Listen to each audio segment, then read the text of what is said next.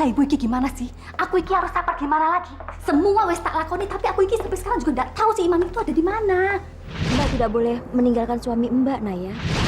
Hen, lo itu gadis kampung, ya, anak desa. Sejak kapan rumah saya jadi pangkalan anak jalanan? Hah? Gua nggak mau bikin ribut karena ini rumah lo.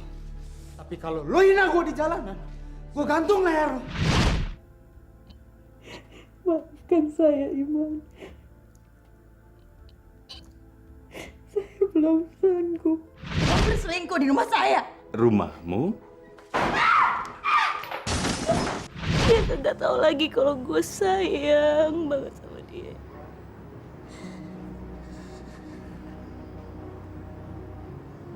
Gue kehilangan adik gue, Ja.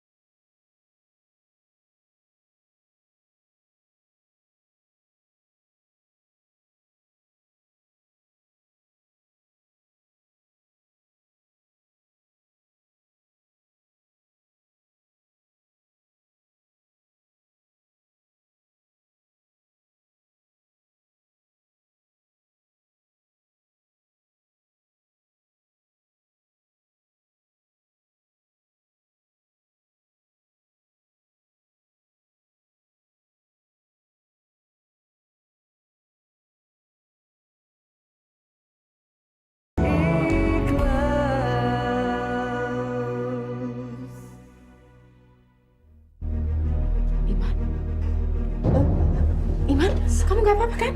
Saya sakit sekali, sakit. Tolong, Naya, tolong. Tolong. Iman, kamu gak apa-apa kan? Iman, astagfirullahaladzim.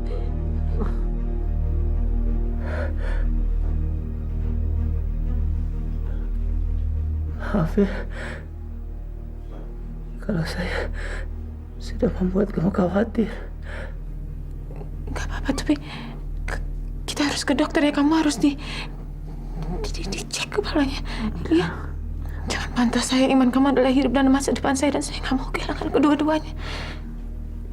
Naya, apakah ini salah satu gejala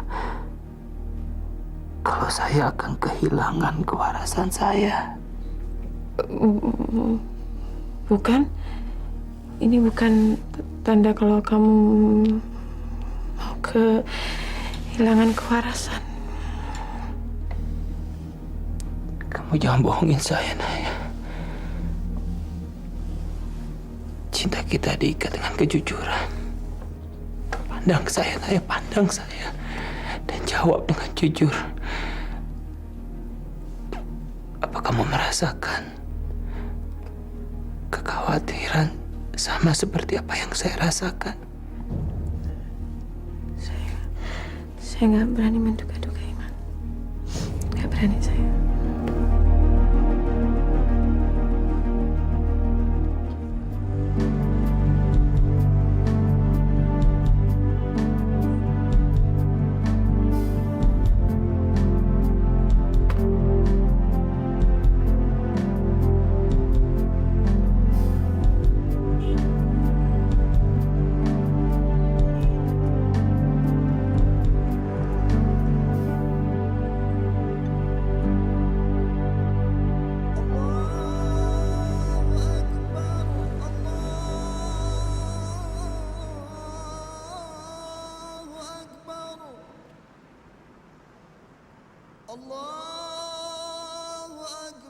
Mungkin doa dapat membantu menyembuhkan dia.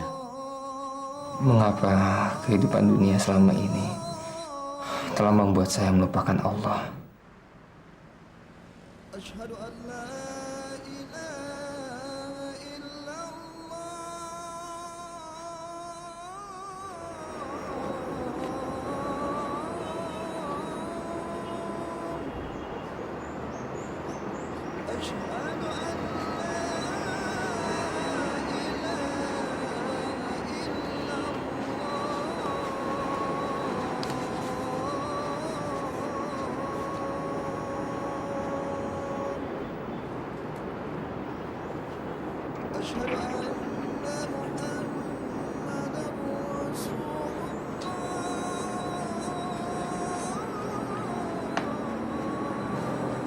Nak, silakan ke depan saja. Itu sap masih kosong.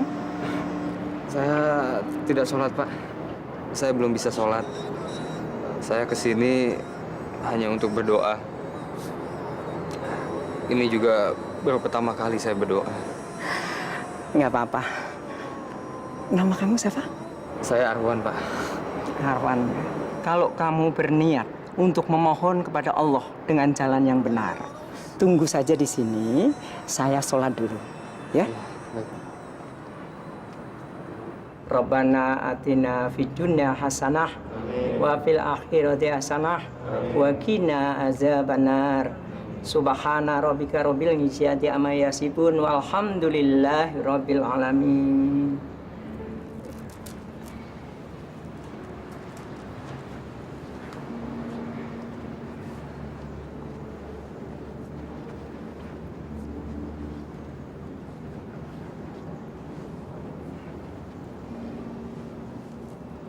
Nah, Arwan, sini.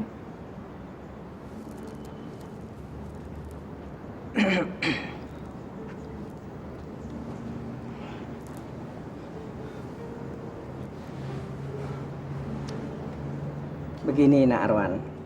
Kalau badai emosi datang mengguncang jiwa kita, maka hati kita, pikiran kita merasa seperti kehilangan arah dan berputar di pusaran kebingungan. Pada suatu saat badai itu akan mereda sendiri. Tapi yang tersisa di dalam batin kita kemudian hanyalah kehampaan. Itu memang yang selalu saya rasakan selama ini, Pak Ustadz. Ya, orang yang sholat pun tidak terbebas dari ancaman badai itu. Tapi sholat bisa memberikan kekuatan kepada dia untuk menerima dengan ikhlas badai itu adalah cobaan dari Allah. Dengan begitu, setelah badai itu reda, jiwanya pun tidak kosong karena adanya kesadaran bahwa Allah selalu ada di dirinya. Syukurlah Nak Arwan di dalam kebingungan justru melangkah untuk datang menuju ke masjid ini. Itu adalah suatu langkah yang besar demi kehidupan Nak Arwan. Karena langkah itu menuntun Nak Arwan untuk menuju ke jalannya, jalan Allah. Nah, tunggu sebentar ya. Saya akan berikan kamu buku tuntunan sholat. Terima kasih, Pak Ustadz. Nah, ini kamu baca, kamu pelajari. Nanti saya akan menuntun kamu bagaimana tata cara sholat yang benar. Dan insya Allah, Allah akan memberkati umatnya yang senantiasa mencari jalan ke arahnya. Terima kasih, Pak Ustadz. Iya, sama-sama.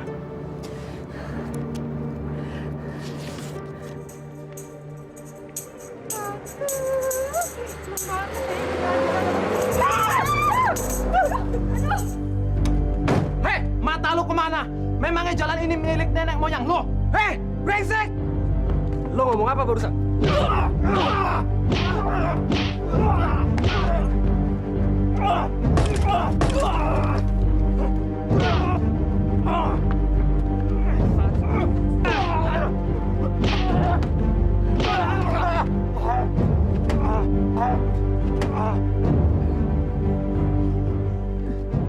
Orang kayak lo itu harus dikasih pelajaran.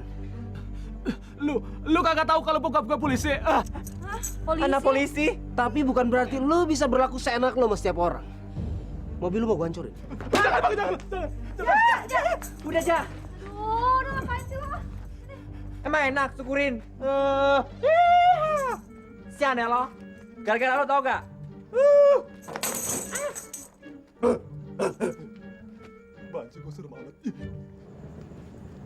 Lo apa-apaan sih tadi marah-marah kayak gitu, Ja? Ini menyangkut harga diri gue. Apaan sih yang bikin lo begitu marah? Apa sih yang membuat gue begitu marah? Semuanya. Dunia ini udah jungkir balik. Siapa sih yang sebenarnya membuat peraturan di negara ini? Siapa? Cuma orang-orang kaya, orang-orang yang punya duit. Sementara orang-orang kayak kita bakal diinjek-injek terus kayak kecoa. Siapa yang bisa bertahan hidup kayak begini terus? Siapa? Lo inget tadi, anak polisi kepara tadi itu hampir ngebunuh Ira. Woi, lo tenang dong, Ja. Gue bisa urus diri gue sendiri. Kagak butuh orang buat ngebela gue. Iya, gua ngerti. Lo terbiasa hidup kayak begini. Tapi itu nggak adil. Coba dong, lo lihat dong. Lo sadarin bagaimana keadaan adik lo. Juga bagaimana keadaan hidup gue. Tapi Ja, lu kan denger omongan si Kuya tadi. Bapaknya tuh polisi. Kenapa? Hah? Kenapa emangnya kalau polisi? Emang lo pikir gue takut? Polisi kan manusia biasa. Gue juga manusia. Ja, kenapa sih lu marah sama gue? Emangnya gue salah apa sama lo? Kurang aja. Ini gara-gara si Yopi bohong sama gue nggak ada daya, lo tau gak? Ini tangan gue kayak diikat. Walaupun gue dalam keadaan bener, gue nggak bisa protes.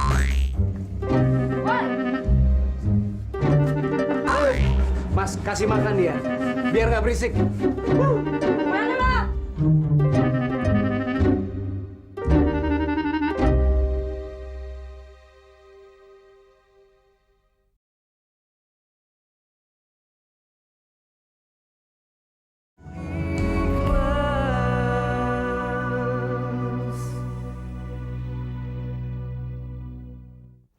Dari hasil scanning, sama sekali tak ada kelainan pada otak maupun saraf. Tapi ada sesuatu yang sangat memprihatinkan. Saya berharap bisa menolong Anda. Tapi dengan catatan, Anda bisa menolong diri Anda sendiri. Anda terbukti menggunakan narkotika.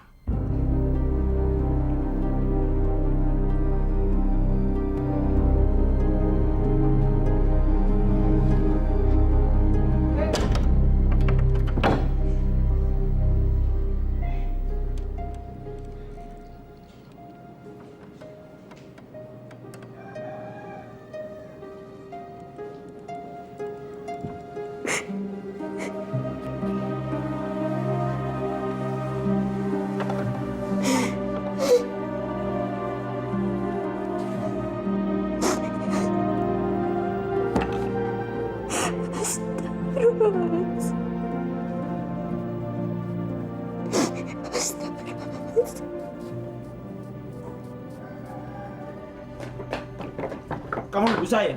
Saya nggak nuduh kamu, saya cuma pengen kamu terus terang. Kenapa dokter itu bilang kamu pakai itu aja kok?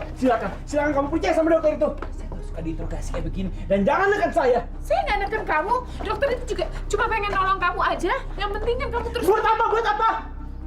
Saya mau katakan sama kamu, saya sendiri nggak tahu apa yang terjadi sama saya.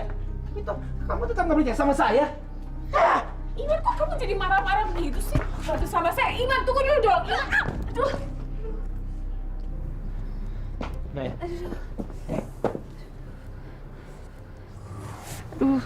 Kamu nggak apa-apa? Nggak apa-apa. Saya minta maaf ya. Nggak apa-apa. Saya tahu kamu lagi kecewa kok. Ya, saya kecewa, tapi bukan apa yang dikatakan dokter tadi.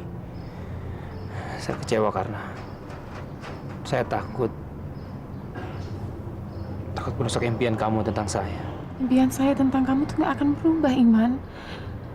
Masalah kamu terus terang aja sama saya.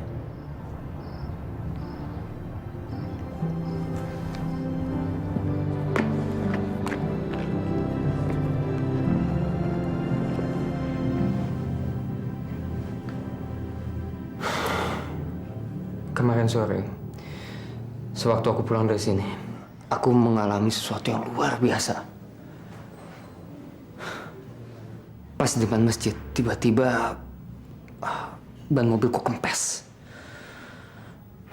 Dan ketika aku keluar, aku mendengarkan suara azan. Suara itu menggetarkan hatiku. Tidak seperti biasanya. Hatiku seperti terasa terpanggil.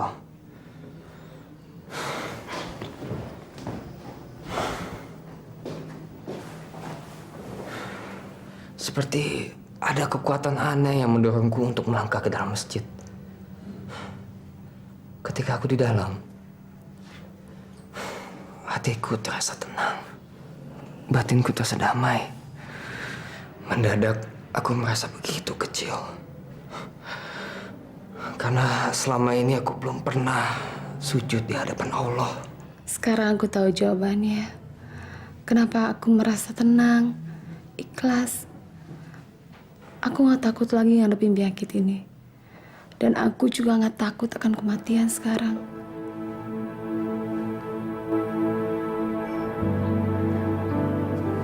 Kenapa saya jadi aneh begini?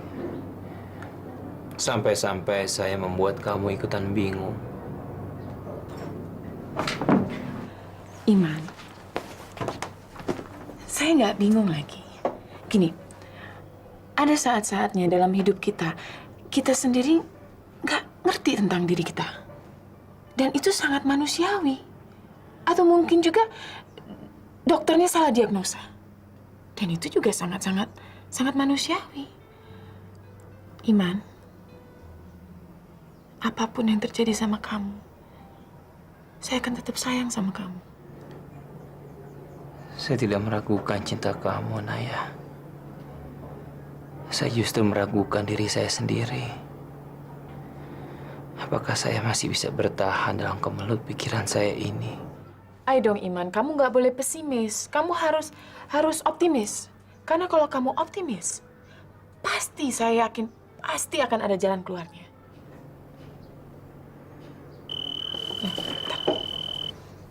Pasti Mama, bentar ya. Halo? Mbak Wita?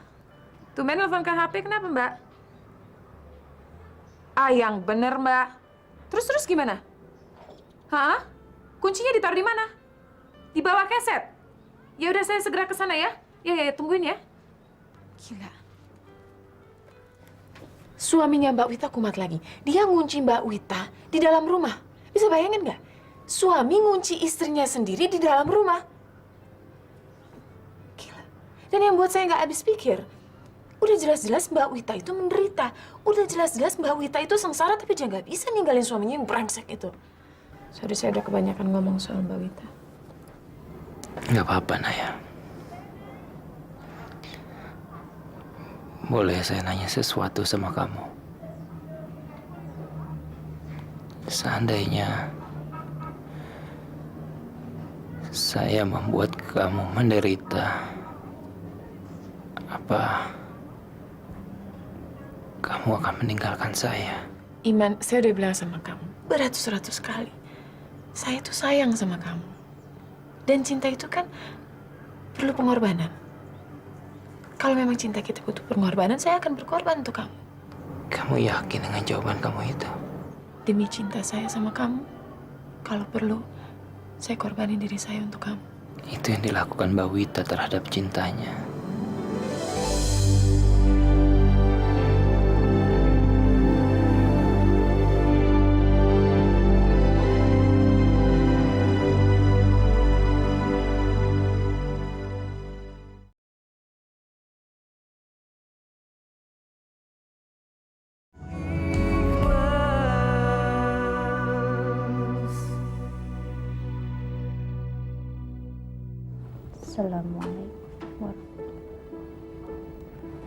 Assalamualaikum.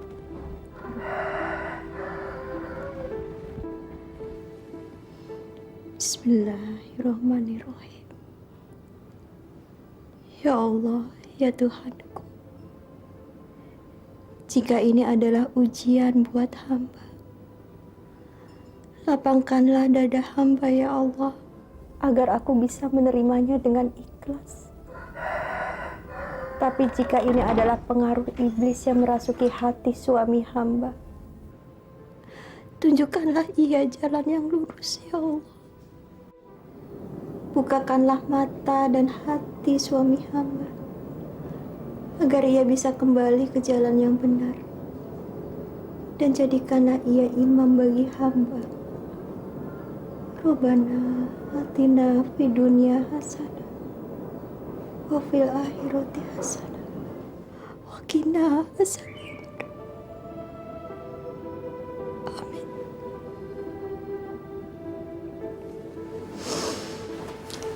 Bismillah. Maafin Mbak ya, udah ngerepotin kamu. Apalagi suster, Mbak nggak apa-apa kan? Enggak, Mbak nggak apa-apa. Yuk kita ngobrol di sana yuk. Ayo.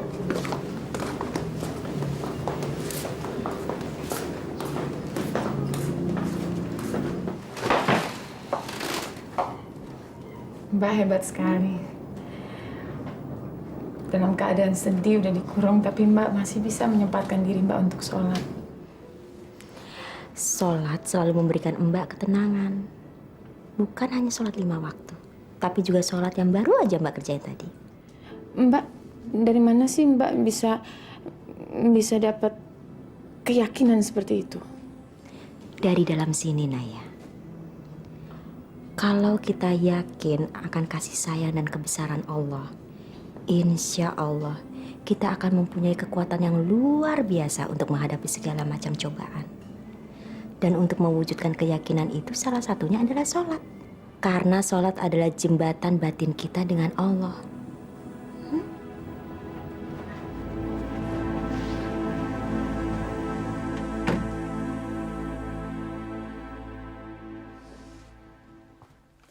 Man, syukur lu nggak apa-apa. Sorry ya, semalaman gue nyariin lu sama Naya, tapi besoknya gue harus ke Medan. Karena ada urusan yang nggak bisa gue tunda lagi sih. Nggak apa-apa, Win. Gue yang seharusnya minta maaf. Karena udah ngerepotin lo.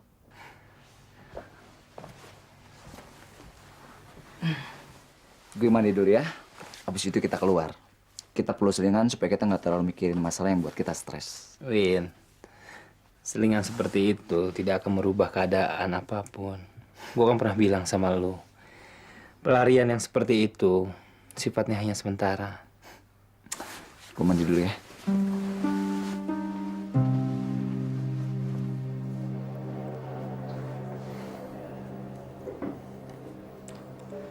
Kata dokter, ini sangat membantu untuk mengurangi rasa sakit. Kamu harus istirahat, jadi kamu harus minum ini.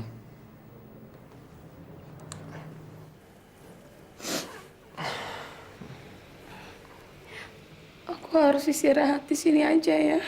Kamu harus tidur. Ini sudah larut malam. Sebentar lagi juga aku akan tidur selamanya. Dan kalau sekarang aku tidur, aku akan melewatkan semua waktu yang tersisa untuk kita. Dan aku gak mau semua itu terjadi. Sekarang buat aku, waktu sangat berharga sekali. Kalau saja aku mampu, aku ingin sekali menghentikan semua jarum jam agar waktunya berhenti untuk kita. Aku juga merasakan apa yang kamu rasakan. Gerakan jarum jam, saya rasakan sebagai musuh yang tidak bisa aku taklukkan. Setiap kali jarum itu bergerak, aku semakin merasa waktu menarik kamu semakin jauh. Tapi aku tidak bisa membenci waktu. Dan aku tidak boleh membenci apapun atau siapapun. Karena Allah akan menjauhkan berkahnya. Sayang, sekarang aku udah sholat. Berkali ini aku sujud di hadapan Allah dan berdoa minta kepadanya.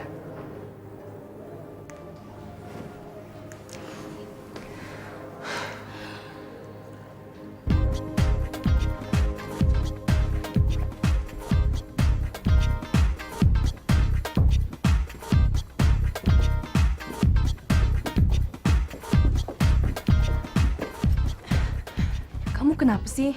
Kamu takut sama Joni? Kan dia sedang keluar kota. Takut sih enggak. Tapi kan di sini banyak teman Joni. Ya sudah, ayo. Pokoknya malam ini kita senang-senang, Man. Tempat ini punya gue. Lu tenang aja, ya.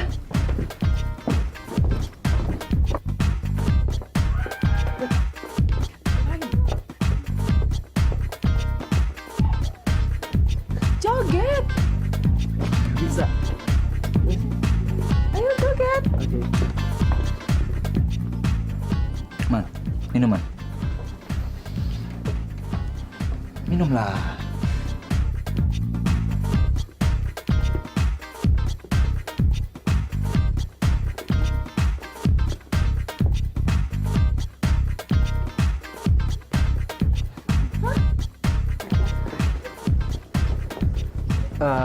Saya ke toilet sebentar ya.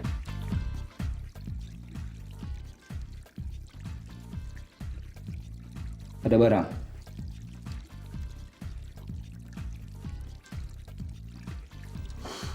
Ada. Tapi yang ringan. Gimana? Mau nggak? Oke.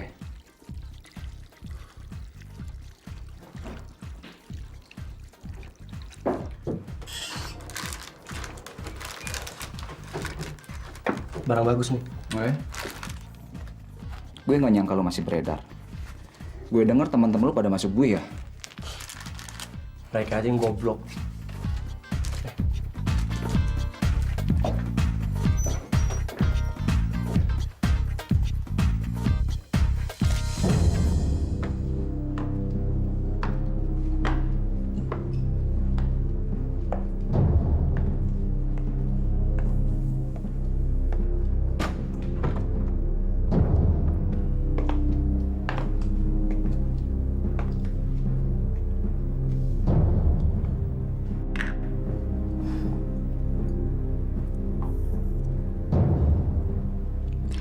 Jangan salahkan saya, Bude.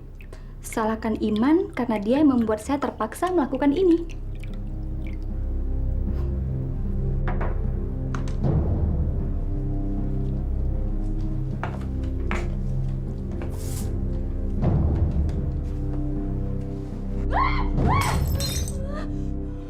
Ibu, saya kaget sekali, Bu. Tak kirain Pade. Kamu bilang Pak Demu sedang keluar kota. Iya, Bu. Pak De emang keluar kota. Kok Ibu bisa ada di sini, toh? Sopo yang bukain pintu? Ibu ndak pernah lupa kunci duplikat yang kamu buatkan untuk Ibu dulu. Ada yang lihat Ibu masuk, Kak? Ndak ada. Semuanya sudah Ibu sirap. Biar pada tidur semuanya. Lah kok saya ndak ketiduran, toh, Bu? Sirapnya bukan buat kamu. Kanggo batur-batur sing nyambut gawe nang kene. Ojo terlalu yakin, Bu. Bu Rah, wayang ini biasanya sholat loh, Bu. Kamu jangan bicara sholat depan Ibu. Ibu nggak suka. Bereskan beling-belingnya. Ibu mau ambil minuman lagi untuk Budemu. Iya, Bu.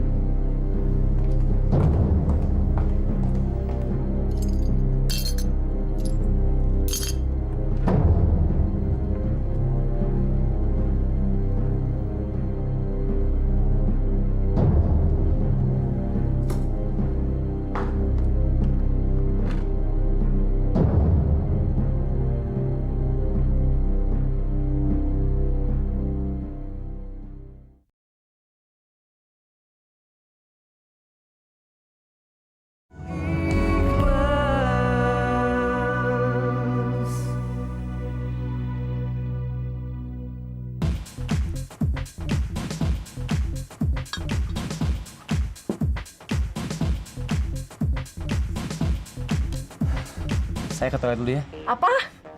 Saya mau ke toilet dulu. Kamu besar banget sih dari tadi bulak-balik melulu ke toilet. Alah, baru 2 kali. Ya.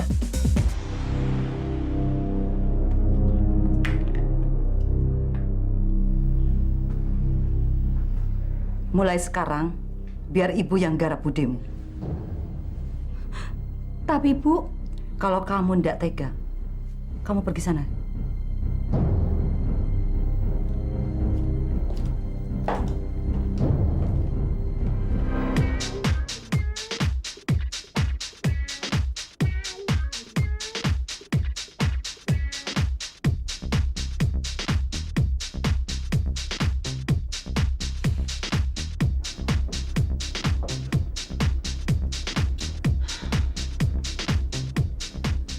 Yang cantik. Di mana kamu nemuin tuh cowok monyet barusan?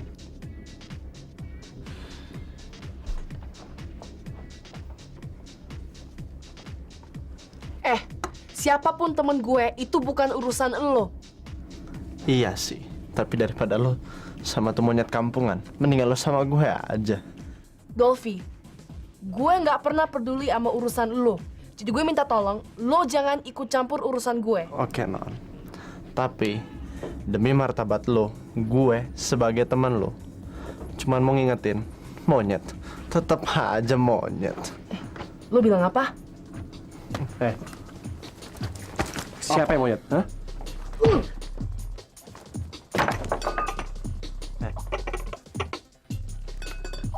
Sekali lagi lu bilang monyet.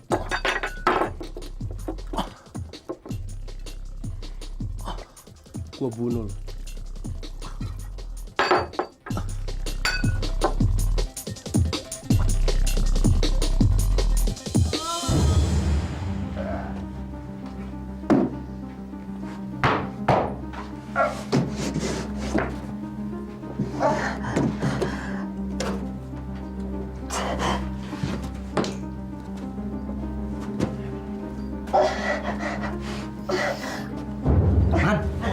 Lu kenapa, Man?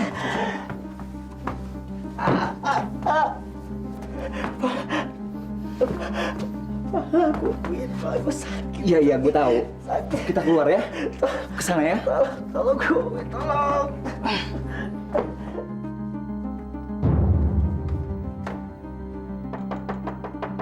Iman?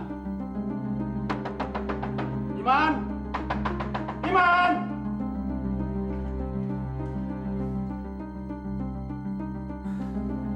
Iman?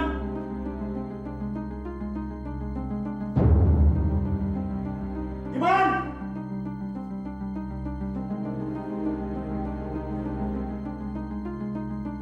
Iman? Cinta yang mengikat kita membuat saya yakin kamu bisa merasakan getaran kerinduan saya saat ini, Iman. Iya, gue tahu. Iya, gue tahu. Sakit. Gimana sih lo? Gimana? Sakit. Iya, gue tahu sakit.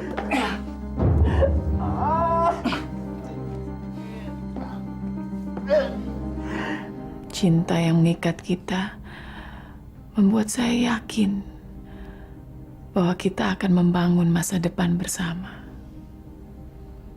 Dan cinta yang mengikat kita juga membuat saya yakin bahwa kamu bisa mengatasi masalah kamu, Iman. Sakit, memang. Man, nih, lu cuma butuh ini. Lu cuma butuh ini. Lu mesti percaya sama gue. Lu cuma butuh ini. Gak mau. Gue ada mau pakai itu, gak mau. Kalau gue bohong, lu jangan anggap gue temen lu lagi. Gak. Gue gak mau itu. Lu mesti pakai ini. Gak mau, gue gak mau. Gue sakit. Kalau lu mesti pakai ini. Gak mau, gue gak mau pakai itu. Gue gak mau. Gue gak mau. Gak. Lu mesti pakai lagi. Sakit banget. Lu mau sembuh kan? Lu mesti pakai ini dong. Iman! Iman! Pada kemana orang-orang begini banyak di rumah ini? Dan Iman tidak ada di rumah, Pak. Dia belum pulang.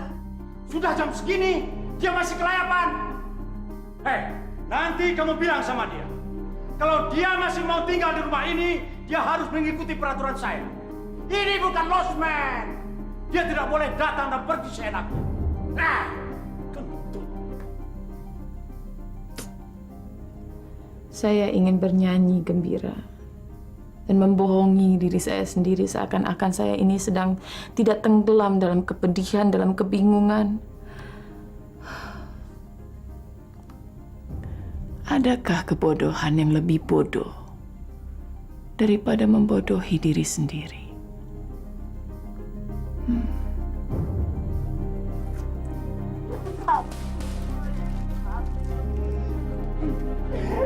Nanti dulu.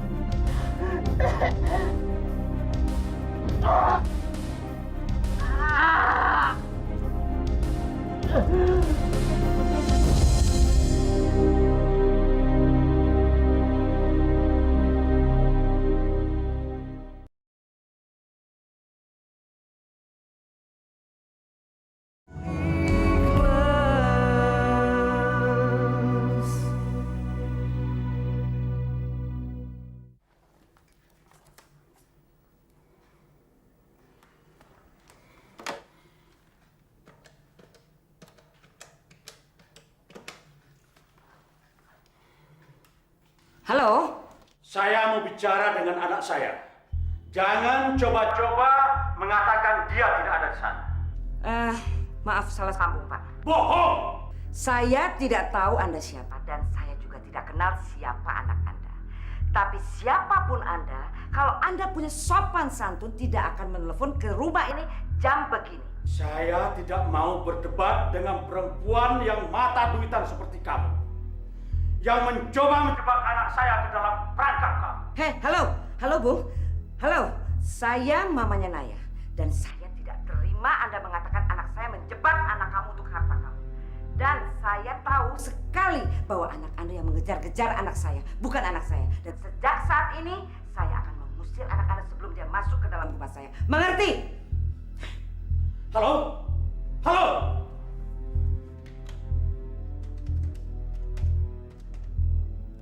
Halo? Ada apa sih, Mbak? Berisik banget deh. Sudah berapa ratus kali Mama bilang sama kamu, jangan pernah jatuh cinta sama anak orang kaya. Tapi kamu tidak pernah peduli. Kamu tidak dengar omongan Mama. Kenapa sih? Mama merasa terhina. Bapaknya baru saja telepon Mama. Dan dia menganggap kamu sudah menjebak anaknya dengan pura-pura mencintai anaknya supaya kamu mau mengincar harta mereka. Naya, kamu rekam baik-baik dalam otak kamu. Kamu jauhi dia. Karena bapaknya sudah menganggap kita lebih rendah daripada pengemis. Kamu tahu? Iman nggak begitu. Jangan sebut nama itu lagi. Saya tidak mau dengar. Saya tidak mau kamu memberi peluang bagi orang lain untuk menginjak-injak martabat kita.